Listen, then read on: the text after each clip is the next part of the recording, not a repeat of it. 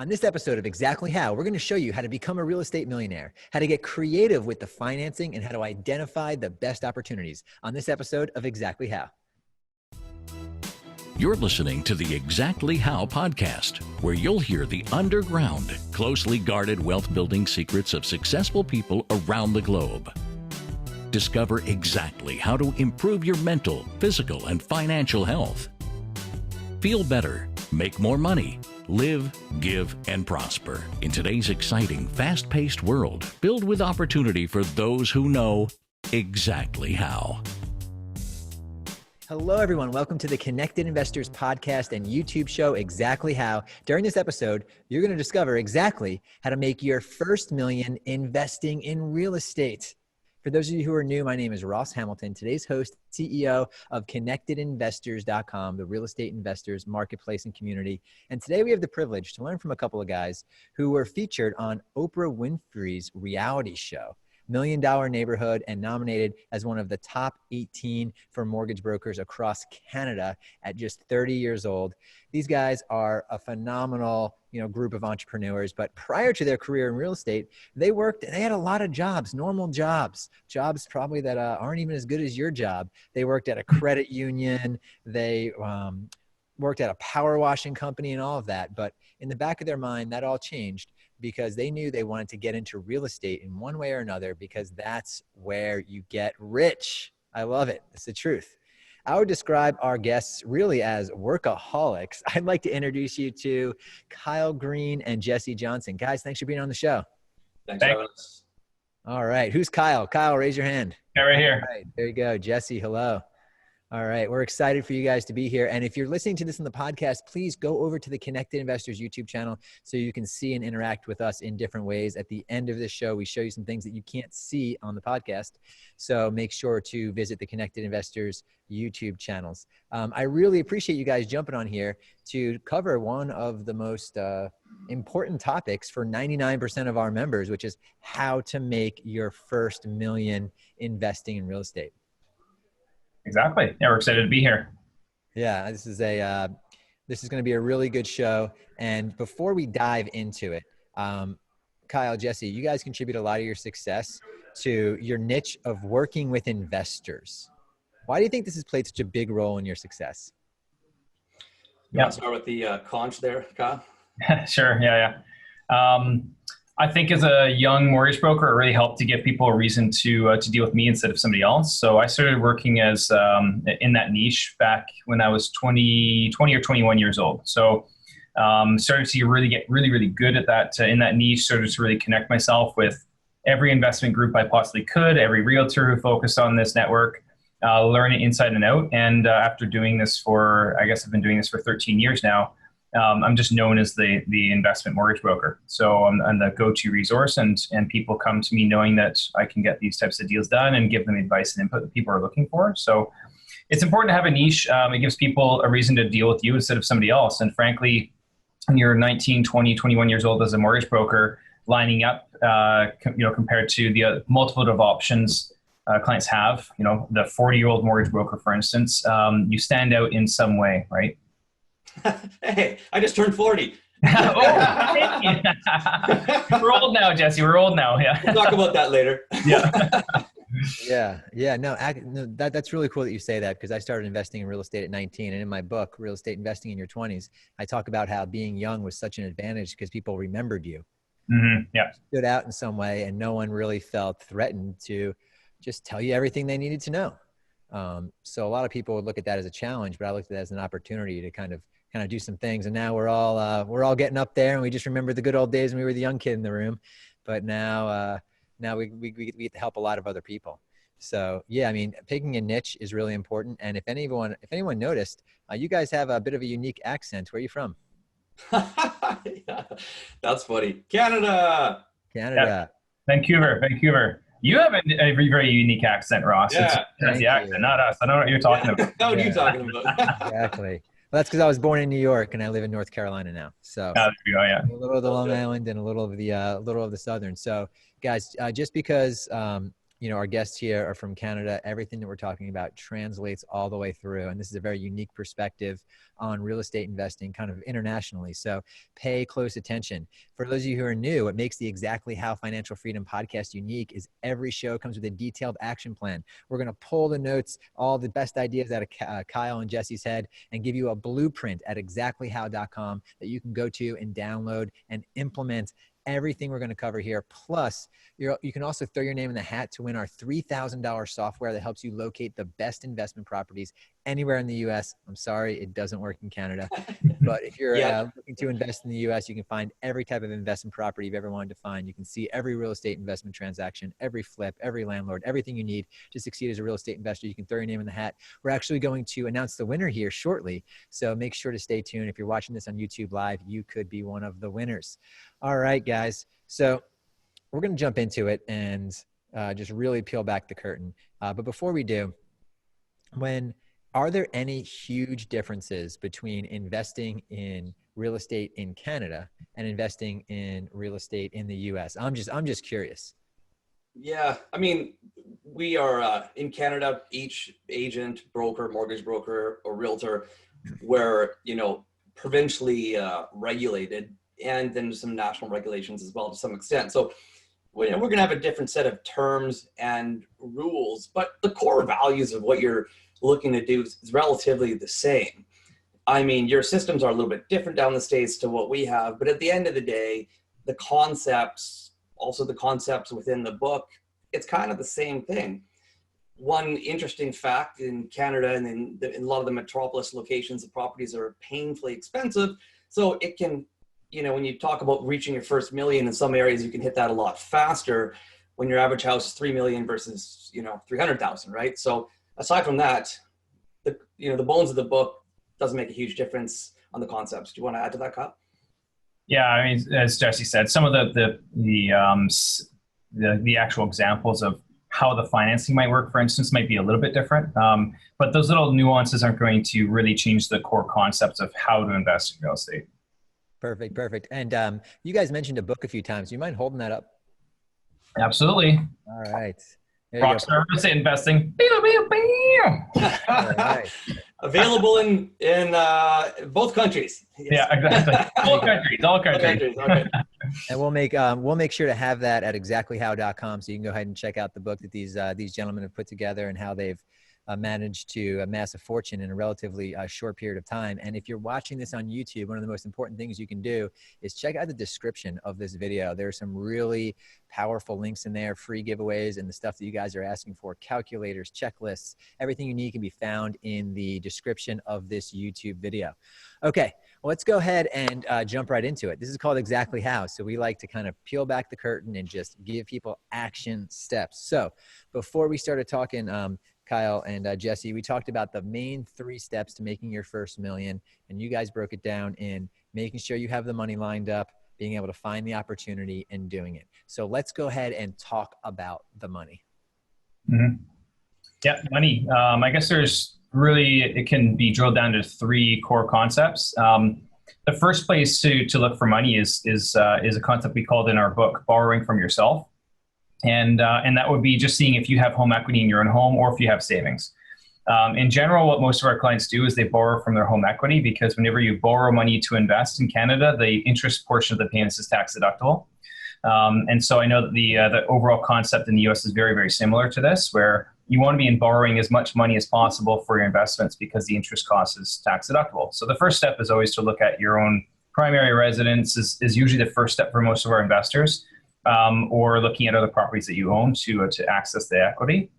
Then number 2 is if you don't have money, then you're looking at either private investors, and they're usually a little bit more expensive. The costs are a bit higher. Yeah. A lot of our clients are doing flips, are pretty interested and keen on that. And then the third option is doing joint ventures and finding other people that do have money. And we've helped a number of clients do joint venture partnerships where you're finding somebody that has money but doesn't really have time, and matching that with somebody that does have the time and can find the opportunities but just doesn't have the money. So lots of ways of getting invested. And even if you don't have a dime to your name, it doesn't mean that you can't build a real estate empire using real estate. Yeah, you know, and that's a really common thread throughout a lot of our past shows at Exactly How, is finding that person who has a lot of money but not a lot of time. Because everyone right now who's done any research wants their money in real estate, but they just don't have the time to do it. Right now, There's another. Sorry, go on. no, I was gonna say time is also an excuse. I heard a quote recently that if someone says I don't have the time, it means they don't want to, right? So people don't want to. They want their money in real estate, but they don't want to do what it takes to make it happen. So you can absolutely be that bridge for people. Mm-hmm. There's another way of being a partner, though. I mean, if you don't have money and someone does, or someone's got time and someone doesn't, there's also the thing to keep in mind of qualification, which is a lot more difficult here up in Canada. That you could have one partner that they look great on paper, they can help qualify. So that's their asset to the deal. They might not have money. That's okay. You might have money and not be able to qualify, or lack of time. So just wanted to add to that point. Mm-hmm. Yeah. Yeah, no, absolutely. So actually what I'm going to do, this is a perfect time to mention this. In the description of this YouTube video, you will find a link to download this book for free. Now, if you're on the podcast, you don't get to see what this book is, but it is a magical book that's going to answer all of your money problems. No, I'm just kidding. It's the Inside Guide to Funding Real Estate Investments. It's a full book, everything you need to know. It's in the description of this YouTube video. So go ahead and download this book, but make sure to read it. So let's dive just a little bit more into some of the finding the money outside of this is all about private lenders, right? And a little bit about joint ventures and stuff like that. I liked how you started with finding money where you might not realize you have it. Are there any specific, case studies or recent deals that you've done where you can talk about how the money was found in a creative way? Well, yeah, Kyle, I'll grab this one to start off. So it's not the path of least resistance would be to look at your principal residence or other properties, secondary, and depending on where you are and the rules that your loan officer or mortgage broker or bank must fall within, there'll be a certain amount of equity within the property that you're able to obtain. And it's pretty simple. You would just go to your mortgage provider. They would do an assessment of the value of the house. Let's just say it's worth $500,000, and you've got $200,000 mortgage. You've got $300,000 in equity that you can use as just sitting there. Now, it doesn't mean you can use it all, but there will be a certain percentage that you will have access to be able to pull out in the form of a mortgage top-up or refinance. That's probably the path of least resistance. So in a lot of examples, you'd be able to use, 75 or 80% of that number and then pull that difference. 75 to 80% of the total value of the property and pull it out. Keep in mind, in most scenarios, you still need to qualify for that to pull that out. Absolutely. But you wouldn't let that be an excuse. That's just, hey, if you have the equity there and you can get it, go there first because it's the cheapest money and you get to write it off. Correct? Yeah, if you can get it. So, yeah. Mm-hmm. Gotcha. It was the cheapest route to do it because if you look at the investment return of investing in real estate, by the time you add on even if you're just doing a buy and hold, the appreciation aspect plus cash flow plus mortgage pay down, most of the return on investment annually numbers are over 20%. And so if you're borrowing money at 3 to 4% and earning 20% on that money, it's a great return. If you're bringing in a joint venture partner, they're going to want at least half of whatever you're earning. So now all of a sudden your 20% is going down to 10. And so your net spread is much better if you can do the investing yourself. But at the end of the day, if you can't do any investing yourself because you don't have the cash, then you're still much better off to bring in joint venture partners and grow it that way. 10% is better than no percent. Exactly. Yeah. You guys are absolutely right. There's no excuse that you could have in your head right now on why you couldn't do this.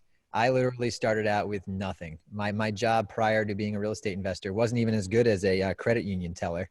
I was literally a dumpster diver. I got paid to drive from dumpster to dumpster and pick out scrap pad, bring it back to a warehouse and recycle it. I reached a breaking point, read some books, found out real estate was the way, kind of went all in, but I had to break through every single type of excuse. So whatever you're saying in your head, if you haven't yet done a deal, you've wanted to get into real estate, haven't done it yet, doesn't matter if you're in Canada or the US, you can do it if you really want to, if you have a strong enough reason why. If you don't want to do it, it's because you're talking yourself out of it, basically. But where there's a will, there's a way. And I just like to really stress that and kind of talk to some of our people hard, you know, Kyle and Jesse here, because some people, they make so many excuses, and then all of a sudden 5 years goes by, 10 years goes by, and they can never get that time back. Have you kind of seen that with people as well that are interested in this, but just never make that first step?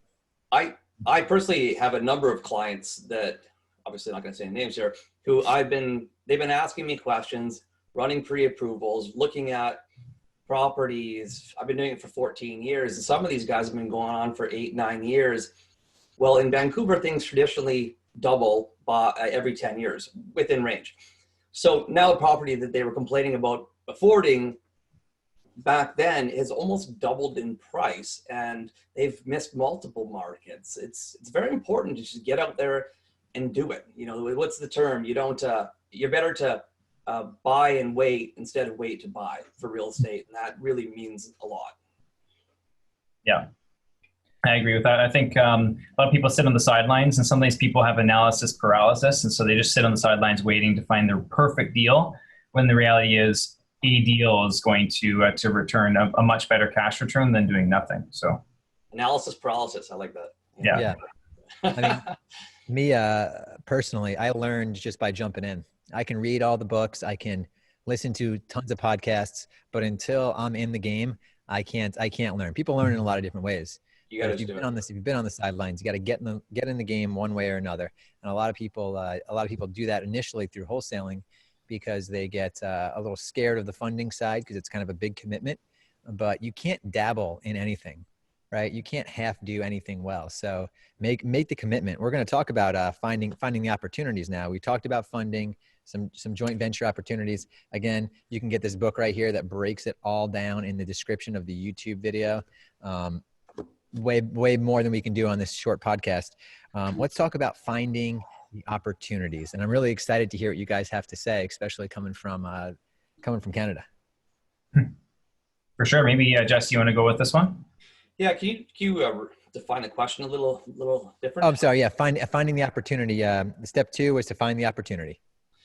Yeah. I mean, there's always opportunity. Some in certain markets, there's definitely better. I mean, to flip specifically, you would want a market that has just flattened out, perhaps from a downward spiral, or ideally is on an upward spiral. There's a lot more opportunities there. However, even if it's a flat market, you just want to run your numbers based on, you buy the property today, do the renovation, sell it tomorrow. Where are you going to fall? But, you really got to figure out what you're looking to do first before looking for the opportunity. So for example, are you looking to buy and hold? Okay, well, that's a different property type. You want an area with low vacancies, strong rental returns.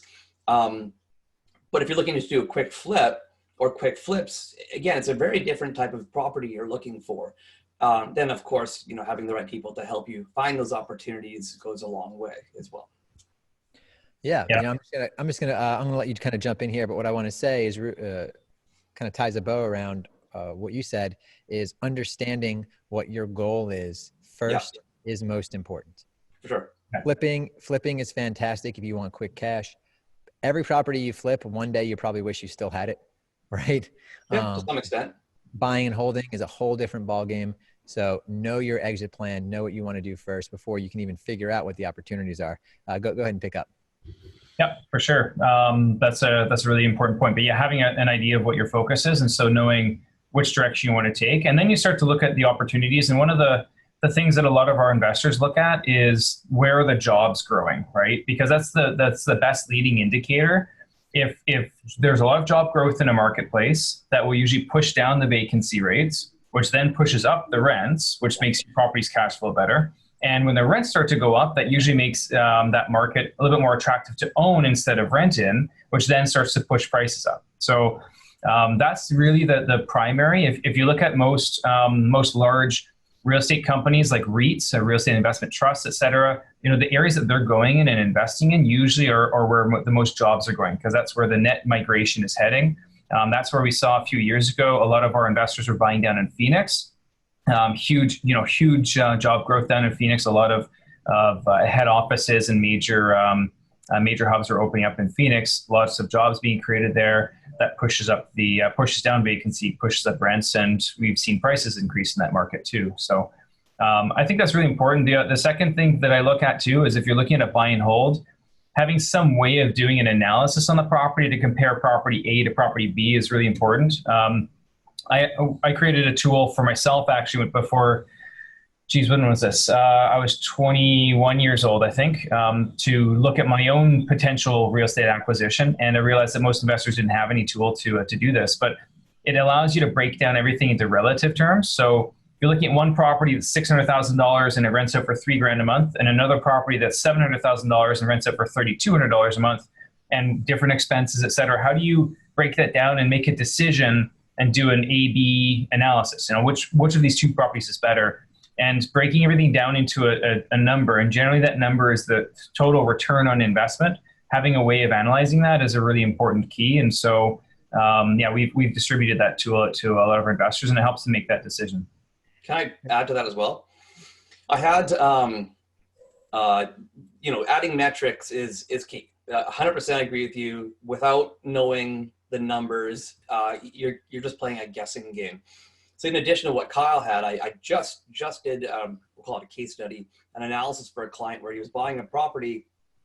And I looked at, what Kyle said, ROI, return on investment for the initial investment, looked at the cap rates and all that jazz. But there's a few factors in there that people need to consider that in the past, even I didn't consider sometimes. One, you've got your 25-year amortization. At the start, it's primarily interest over principal, but you're still chipping away at it. So you have to look at how much principal is being paid while this is going off, because that does add to your ROI. Now, another key factor is a specific area. The more data you get, the better. But look at the past 20 years. How much has the values of property gone up in that 20 years? Because you can use that percentage, take whatever the number is, figure out your average and add that to your ROI. That's where you take an initial ROI of 4%, and it might exceed 40% when you add in the true estimated return. Of course, you can't guarantee it, but numbers like that squash stock returns, and it's a heck of a lot more safe. Yeah, no, that's a great point. Hey, Kyle, would you be willing to share that tool with the listeners of this show? Absolutely. Yep. Great. We'll make sure to have that tool as well as their book at exactlyhow.com. You'll be able to find it, and definitely go there and grab that tool. That is something that even if you don't need it today, you're going to want to go ahead and get it, because you're going to need it in the future for sure. And since we're talking about real estate opportunities and how to find deals, it's time to give away our $3,000 software that shows you every vacant house, every pre-foreclosure, every probate, all the bank shadow inventory, all the fun stuff you've ever seen or read about can be found in one beautiful user interface. And this person went to exactlyhow.com. They threw their name into the hat. They comment on our YouTube videos. And the winner this week is... Looking for a private money partner to fund your flips or rentals? Go direct to the source. PrivateLenders.com, a free marketplace that instantly matches you with up to 5 private money lenders to save thousands by having non-bank lenders compete to be your funding partner. PrivateLenders.com. And the winner this week is Marcel Humphrey. Marcel, congratulations. We'll get you all set up. If you didn't win, don't worry. Maybe you'll win again next week, but you have to be on the show here. So thanks so much for everyone who threw their name into the hat.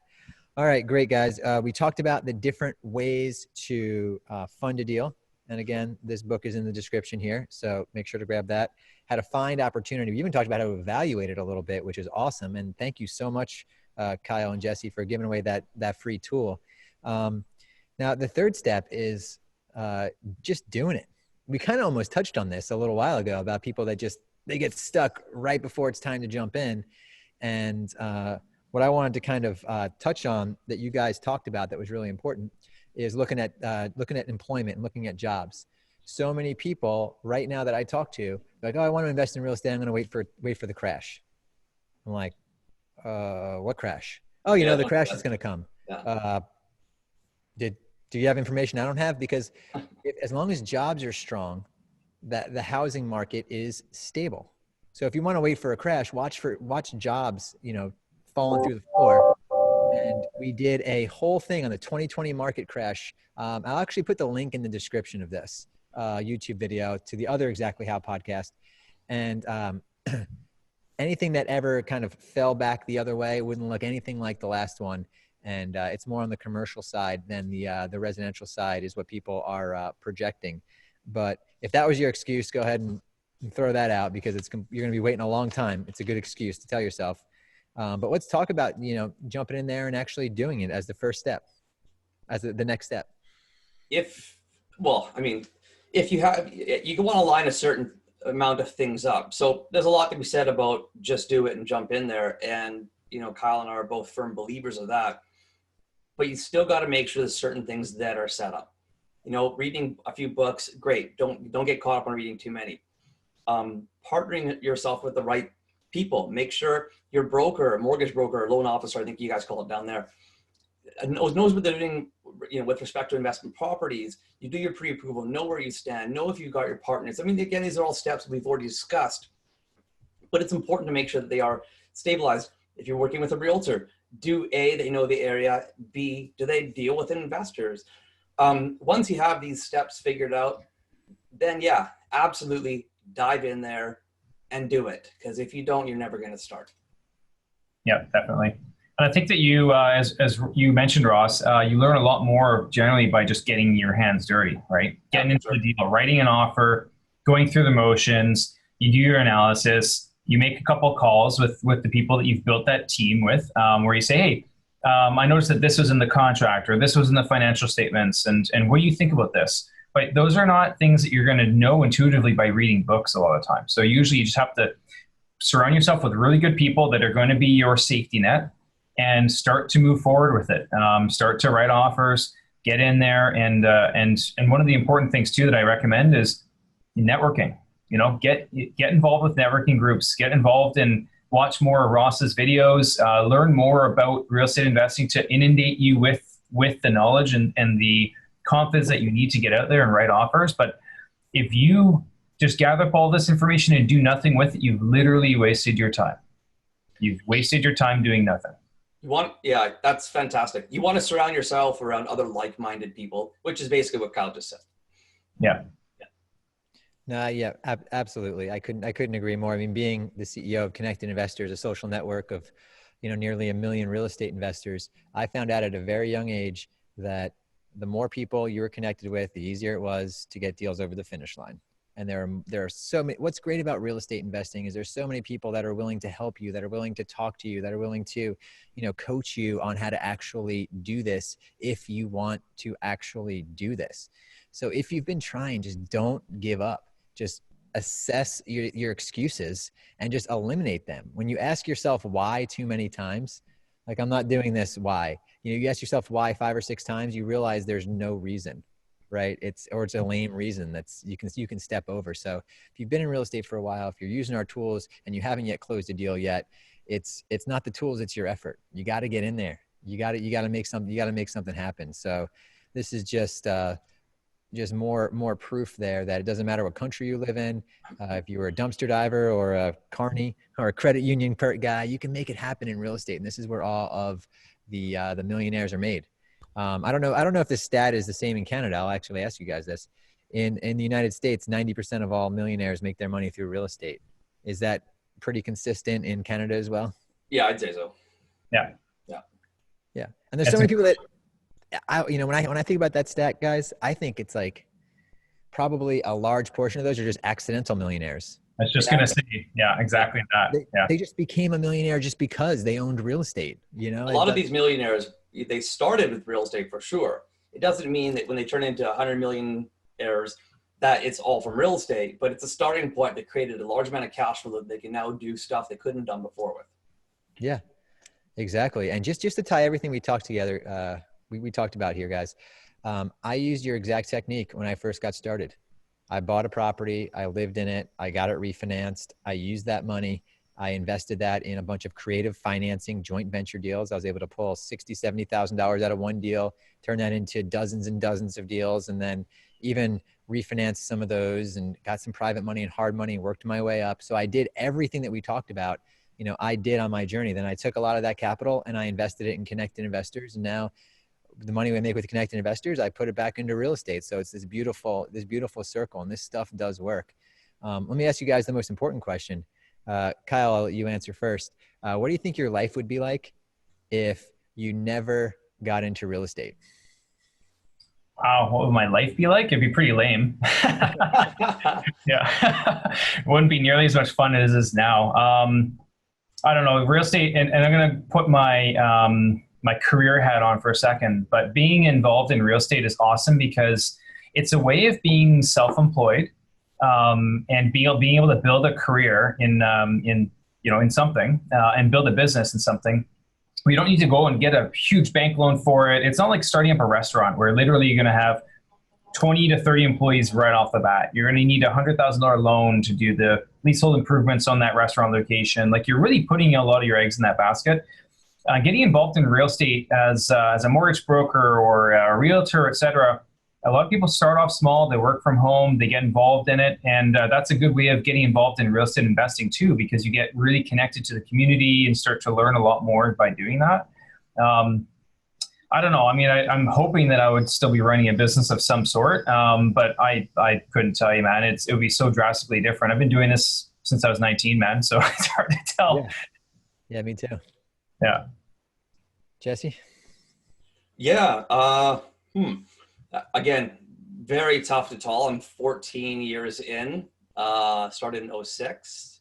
At the time, before I kind of dove in, I was just DJing all over around the world and producing music, and that was starting to take off. And I'd met my ex-wife at the time, and it kind of came to the decision, do I keep doing this whole DJing thing and flying around and, getting famous in my own mind, or focus on real estate, which I knew is something I had always wanted to do. I knew that for a very, very long time. So had I not gone into real estate, I'd probably be in Ibiza rocking out right now with a few side businesses. But I think I definitely made the right decision without a doubt. I absolutely love what I do.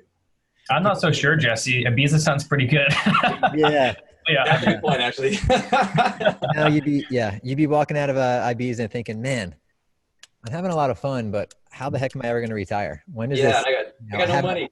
I have no plan. Yeah, exactly. And it's funny. You're actually the third ex-DJ that we've interviewed on this show. So apparently there's a lot of hustlers out there DJing and doing that Dropping stuff. beats. That find real estate. So there you go. All right, guys, are you ready for the rapid fire section of the podcast here? Of course. Let's do it. All right. So Kyle, I'll let you answer first on each of these so you guys aren't tripping over each other. Sure. All right. Ready? On a scale of 1 to 10, how strict were your parents? 5. Jesse? Yeah, just a 5. All right. Get up early or stay up late? I'm a 7. So I would say that I probably, I'd like to go to bed early and then wake up early, but it just never seems to happen that way. You always kind of work late and then you end up staying up late. Generally speaking, it's stay up late and then wake up early. Yeah, both. How many hours of sleep do you get? About 7. What's the favorite or most recent book you read other than yours? I would say the best book, and I recently reread it, 7 Habits of Highly Effective People. Yeah, that's one worth rereading. If you could be any superhero, who would it be? Oh man, Spider-Man definitely growing up was the coolest. So Spider-Man for sure. What is something everyone should do less of? Watch TV. What is something everyone should do more of? Networking and reading books. Bitcoin, bang or bust? The currency itself, hard to say. The software and the concept behind Bitcoin itself is definitely a bang. The idea and concept behind it can be applied to a lot of different things. All right. Now this last question, both of you guys have to answer. Will people live on Mars? Will people visit Mars in your lifetime? Yes. Yeah, I agree. You Go agree? Elon. I'm not saying they're going to enjoy it, but they'll check it out. Yeah. They'll check it out. Well, guys, thanks so much for sharing your information with us. I really enjoyed this episode. It was fun having some Canadians on the show. Cool. Thanks for your time. All right. And for everyone who is still with us, congratulations. You made it to the end of the show, which means you actually finish what you start. A very important trait to be successful in any calling.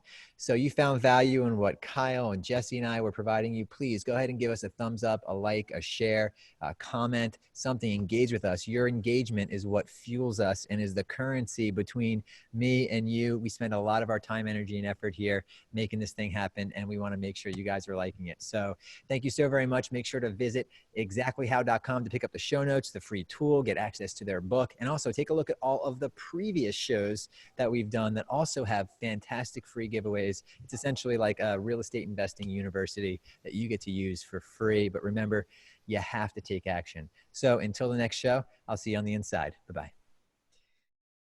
The Connected Investors app connects you with investors, notifies you of available properties, helps locate cash buyers, and secure private funding to close deals. Set up in seconds to become a member of the Connected Investors social network. Now you can scroll through your main feed to find cash buyers, see investment properties not available to the general public, and network with investors by adding your own comments to a thread to keep the conversation going. The Control Center is your connection to add properties to sell, start new discussions, connect with local investors, and even find private funding. The Notifications tab will keep you alerted to new investment properties and offers. You'll also find new friend requests to connect directly with the community to build your network. From the property marketplace, you'll be able to find, favorite, and make offers on investment properties. Download Connected Investors today to find, figure, fund, and flip investment properties on the go.